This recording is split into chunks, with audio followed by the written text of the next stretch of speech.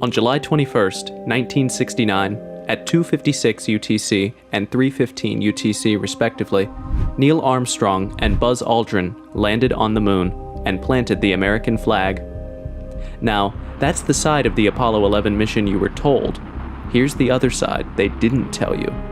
Shortly after Armstrong and Aldrin landed on the moon, and just before they planted the flag, the Apollo 11 crew encountered a mothership, technologically far superior to theirs, on the moon.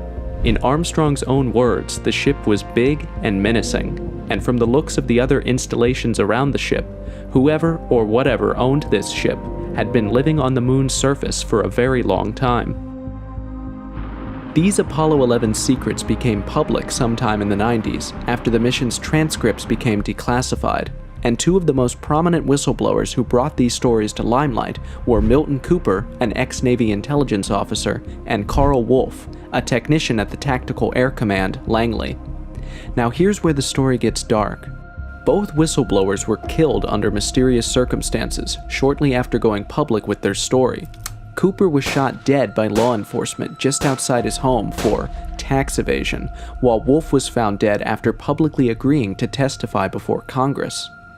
NASA maintains that the claims that the Apollo 11 astronauts saw aliens during their mission are nothing but lies, but all the evidence seems to suggest that they are the ones who've been caught in a lie, which begs to question, what exactly did they find up there?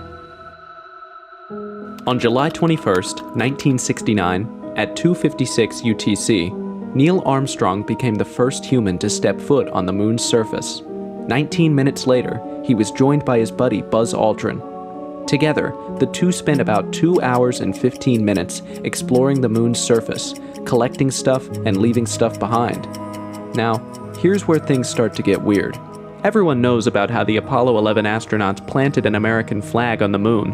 Many also know that the Apollo 11 astronauts left their boots as well as other less interesting stuff in order to lighten the load on the spacecraft for their flight back. But only a very few people know that the astronauts also left behind a special disc containing goodwill messages from 77 world leaders. The disc featured an inscription that read, "Goodwill messages from around the world, brought to the moon by the astronauts of Apollo 11. Also written around the rim of the disc was the inscription, "From Planet Earth, July 1969. Now, hold up. Goodwill messages? I thought we all agreed that there was nothing on the moon. Leaving knickknacks and trash is one thing, but a message by very definition implies a receiver with the ability to decode said message. So why take goodwill messages, complete with your address, if there are no intelligent beings on the moon? Did NASA know something about the moon that the rest of us don't? Now, to be fair, this point could easily be explained away. The general consensus, after all, is that this disk was largely symbolic, a sign that the moon landing wasn't just America's success, but humanity's success. Okay, still fishy, but for the sake of argument, let's say that's the case. There are still several other bizarre and unexplained things experienced by the crew of Apollo 11's lunar mission that NASA just keeps evading or dismissing, like the speculation that the astronauts were most definitely not alone during their stay on the moon. One story that comes to mind is an experience that astronauts Buzz Aldrin, Neil Armstrong, and Michael Collins have shared. While in their spacecraft, Aldrin and Armstrong spotted a UFO that they first assumed to be a stage of the Saturn V rocket, called the SIVB. So, they called Mission Control to confirm if this was the case. Houston's response, however, was not quite what the astronauts had expected. The object Aldrin and Armstrong had seen floating around couldn't possibly have been the SIVB, because the SIVB had already detached a long time ago and was, by that time, 6,000 miles away. So what exactly was this object floating outside their window, and why was it following them? This leads us to the two dominant theories that attempt to explain what the Apollo 11 astronauts experienced up in space. The first theory comes from Buzz Aldrin himself, the second man on the moon. In 2014, Aldrin hosted an AMA session on Reddit, where a user asked him about the sightings he observed while on the Apollo mission. In response, Aldrin explained that the UFO was likely one of the 4 panels that moved away when they extracted the lander from the rocket. The rays of the sun hit this detached panel, and the reflection became what the astronauts observed floating outside their spacecraft. The second theory, however, is far more interesting and even a bit sensational. According to testimonies from ex-military intelligence personnel, the UFO that Buzz Aldrin and Neil Armstrong saw floating outside their spacecraft was very likely from an alien ship. But that's not even the biggest secret NASA is hiding.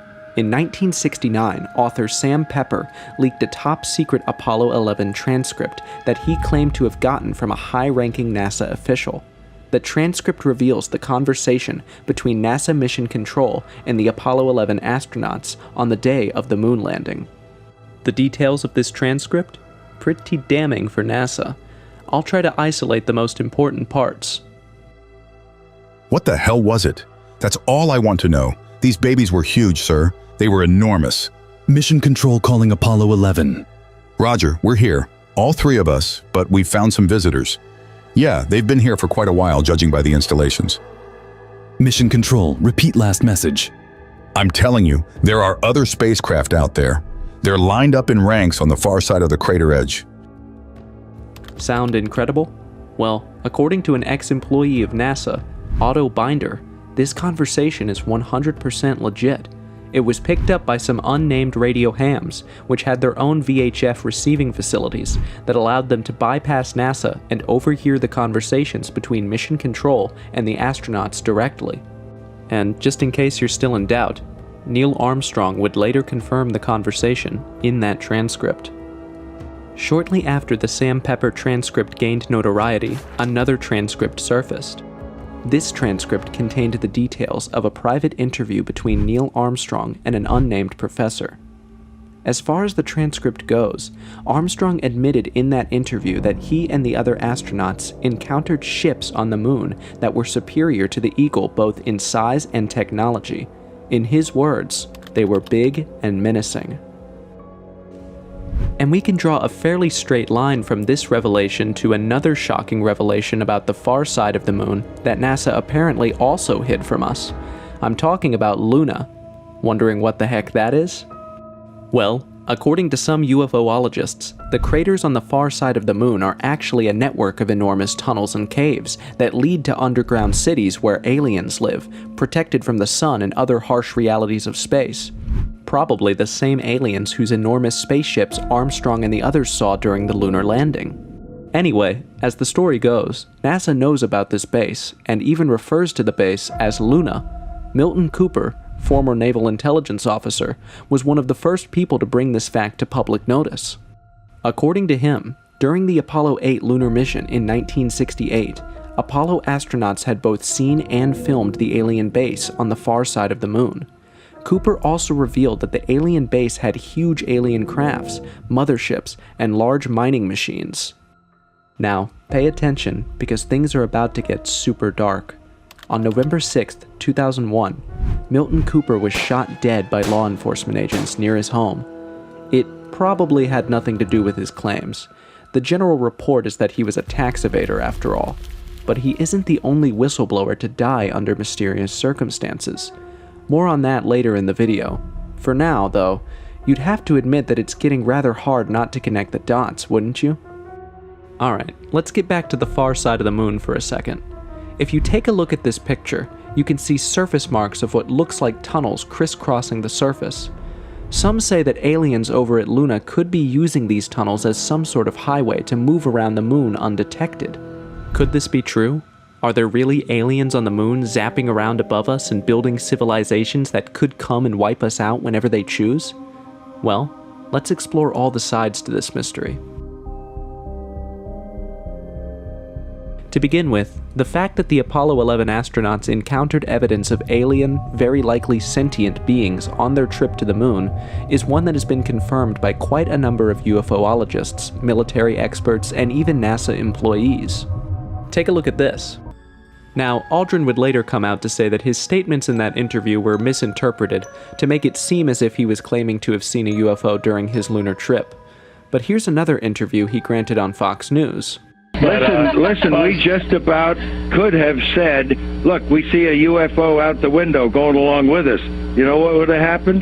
The public would have gone crazy.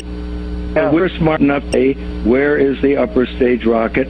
We think we might be looking at that out the window. Indeed. Buzz? Okay, thanks a lot, Neil. I appreciate talking to you always. Always the same here, my friend. Thank you very much. Buzz Aldrin. Would it still be misconstruing Aldrin to say that the astronauts saw way more than they chose to admit? Besides, when popular UFO enthusiast and documentary filmmaker James Fox spoke to Aldrin's sister, Faye Ann Potter, she revealed that her brother had actually told her that something followed them to the moon.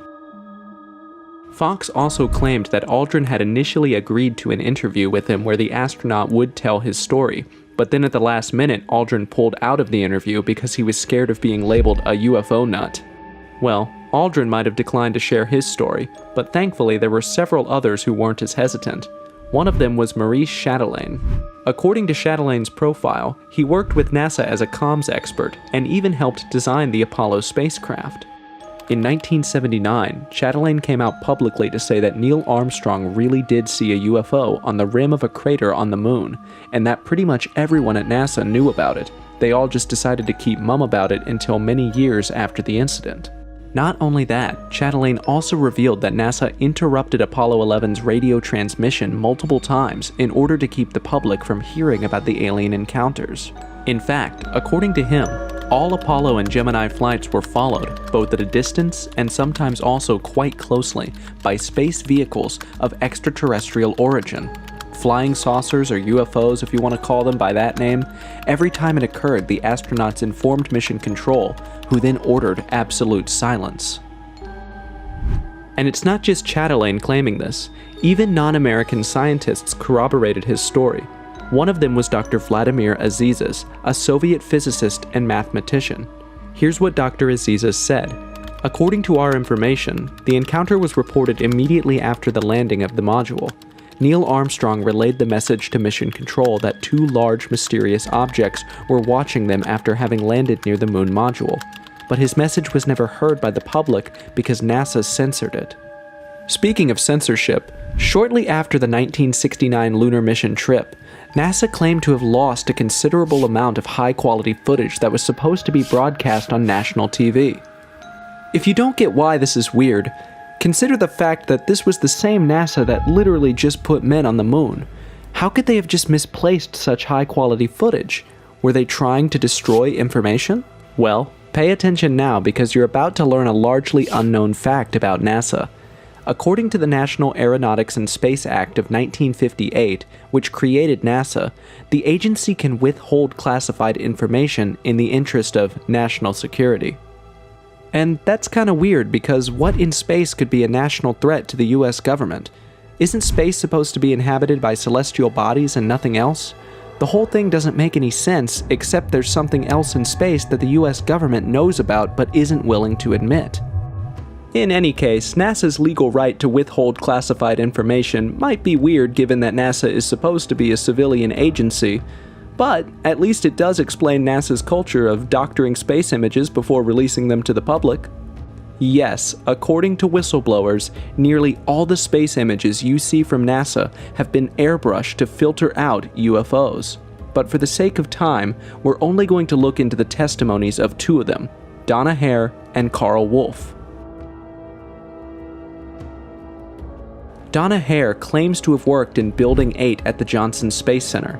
By the way, Building 8 houses the photo lab of the Johnson Space Center.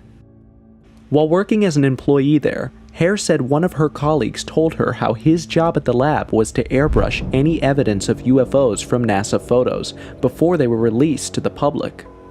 That particular day, I walked into the photo lab in the restricted area, and this was between missions.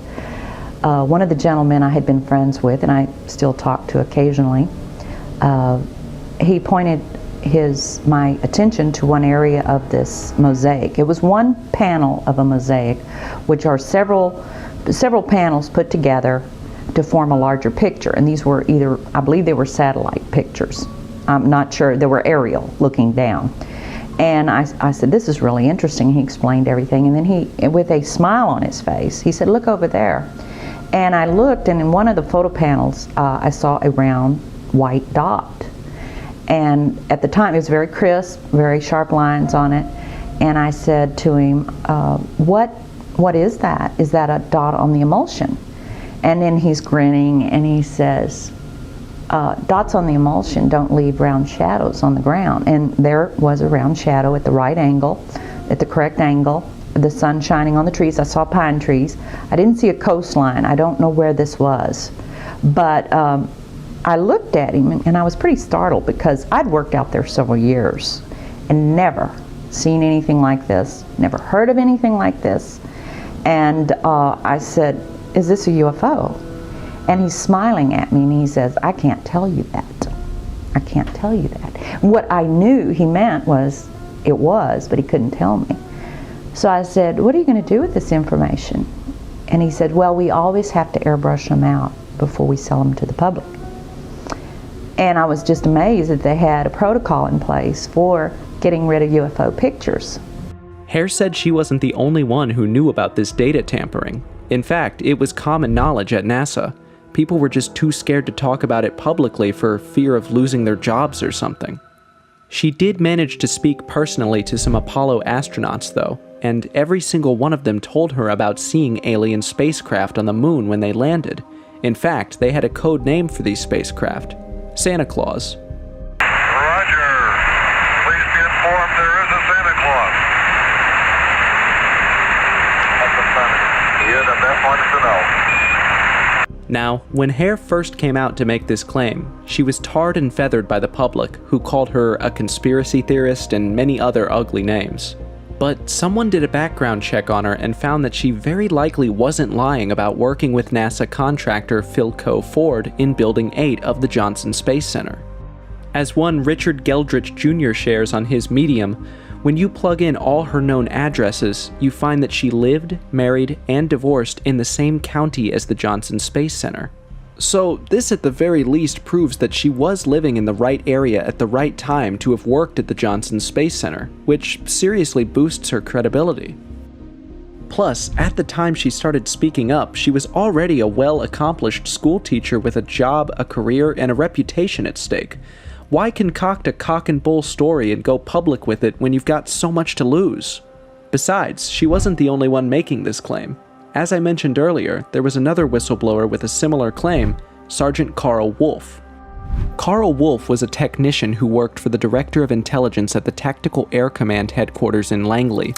According to him, he was once invited to an NSA facility to fix photographic equipment that had failed. NSA stands for National Security Agency, by the way. Now, normally, Wolf didn't have clearance to enter into the facility, but he was the only one with the necessary skills to do the repairs available on that auspicious day. So his clearance level was raised so he could enter into the facility. The equipment he was supposed to fix turned out to be in a dark room, where he met an airman with whom he struck up a conversation. Well, one thing led to another, and while they were chatting, the airman dropped this bombshell. About 30 minutes into the process, he said to me, in a very distressed way, by the way, we've discovered a base on the backside of the moon. And then he proceeded to put photographs down in front of me, and clearly in these photographs were structures, mushroom-shaped buildings, spherical buildings, and towers. As Wolf looked at the photographs, something he had noticed when he first walked into the facility suddenly started to make sense. You see, when Wolf first entered the NSA facility, he had seen scientists from different countries, and that struck him as odd because this was an American facility. So why were all these foreign scientists there? Plus, the atmosphere had seemed really tense at the time. But then suddenly it all began to make sense to him. They were studying the structures on the moon that he had just seen in the photographs. Now, here are two mysterious things about Wolf's testimony. The first is that Wolf claimed that this happened in 1965, so 4 years before the lunar landing and the mysterious UFO encounter on the moon.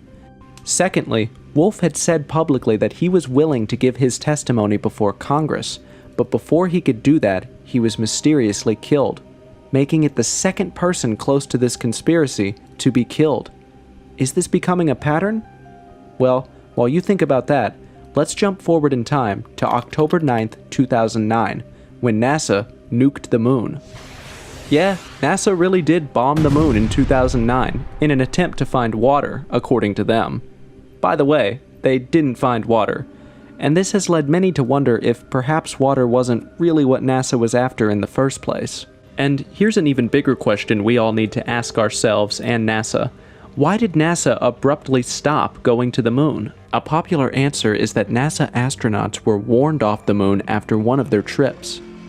Of course, NASA claims this is an urban legend, but how else do you explain how, in spite of huge achievements such as seeing the far side of the moon and even landing on the moon, NASA didn't go back for decades? Were they just bored with life-changing, history-defining accomplishments?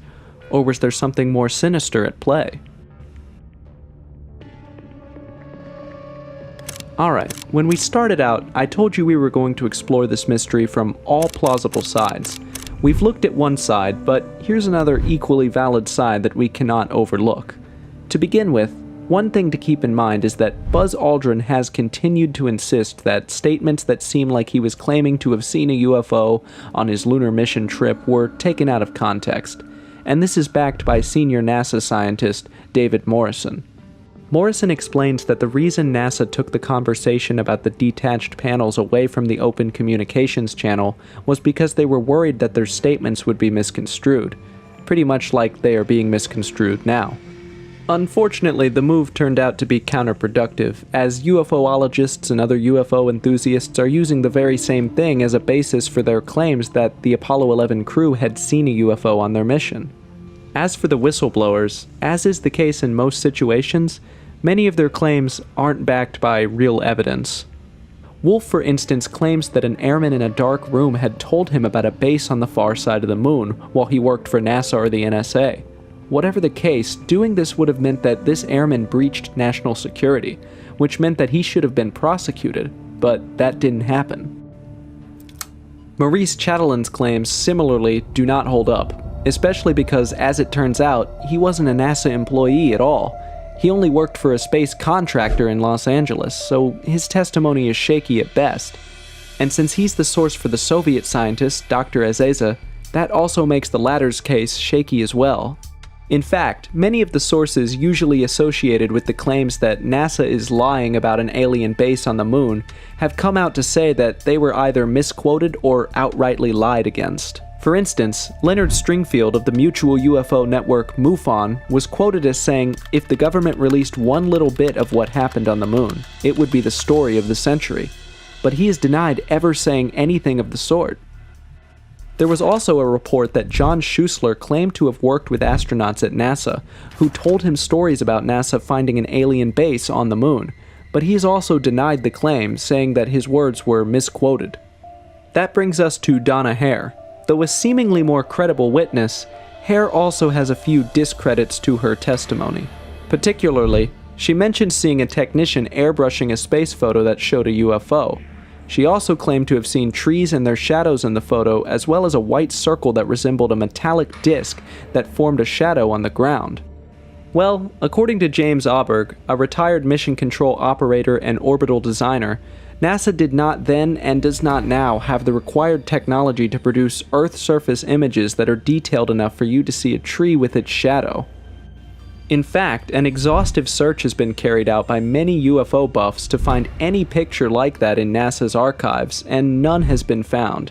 The challenge remains open if you want to try, but chances are very slim that you'll find such an image. Next, let's talk about the transcripts that have been making waves. Just by examining the internal evidence alone, it becomes obvious that these transcripts were made up. First off, the wording of the transcript varies a lot depending on where you're getting your information from. Secondly, the vocabulary of the transcript is not at all accurate.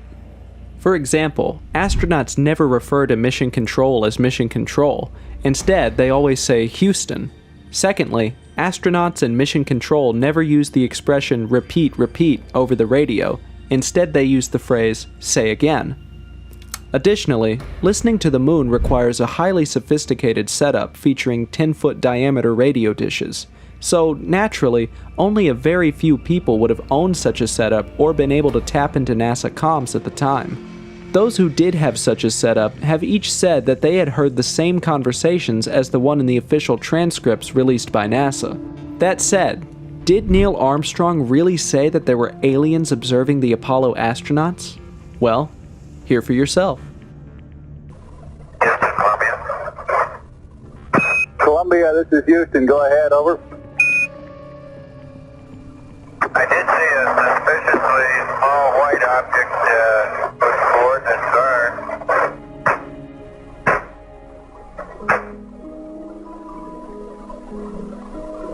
Go ahead with the coordinates on the small white object. Easy 0.37.6, but I'm sure they did, but it's right on the southwest rim of a crater. I think they would know it if they were in such a location. It looks like their lamp would be pitched up at quite a degree. It's on the southwest wall of a smallish crater. So, how did we go from that to they're watching us? Well, first of all, what you just heard wasn't the voice of Neil Armstrong, but the voice of Michael Collins, the astronaut that flew the Eagle for the moon landing. Here's very likely what happened and how the mix-up happened, according to James Auberg. While on the moon, Armstrong and Aldrin were obviously communicating with Houston, but at the same time, Michael Collins, who was still in the spacecraft, was also communicating with Mission Control. Now, these two independent conversations were streamed through the same voice channel, so for someone listening to the channel, it wouldn't have been very easy to differentiate the speakers. Throw in the fact that radio voice quality isn't always great, and you see how clear statements could easily have sounded weird enough for people to misconstrue or misremember. All things considered, it's easy to dismiss either side of the Apollo 11 mystery as a cop-out, depending on what side of the fence you choose to stay on. And as usual, I'm going to leave that up to you. But before I clock out, I thought to leave you with yet another side to this mystery that we didn't have the time to explore, but still deserves some consideration. Some theorists say that the entire Apollo 11 conspiracy might be an elaborate ruse by NASA to keep the Russians and the Chinese away from the moon. According to these theorists, NASA probably set up a secret base on the moon decades ago, and in order to divert attention away from it, decided to fuel speculations of aliens on the moon to get their rivals disinterested in exploring the moon. However, even this theory seems far-fetched. Speculations of an alien base would obviously do the opposite of diverting attention away from the moon. Besides, China already landed on the far side of the moon a couple of years ago, which means that if this was NASA's plan, it utterly and embarrassingly failed. So is there an alien base on the moon or not? Well, you've heard all the theories. What do you think?